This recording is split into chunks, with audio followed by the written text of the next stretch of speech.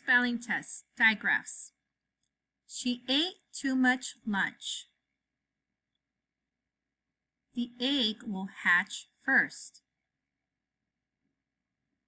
In the cold weather, the window must be thick. Take them to the ball game. You must stretch before playing sports. Richard is walking up the pathway. The weather forecast is sunny and hot.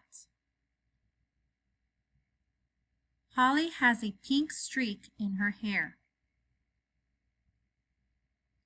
The thread matched the button. We saw the whales in the ocean.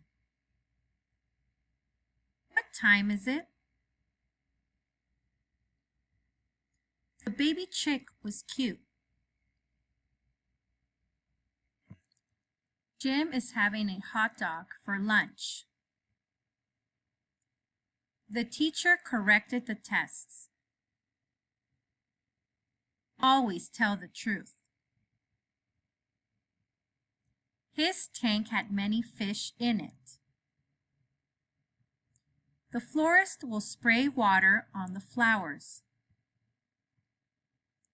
He has a cheese sandwich. He will pitch the ball for the game. He likes cheese on his burger.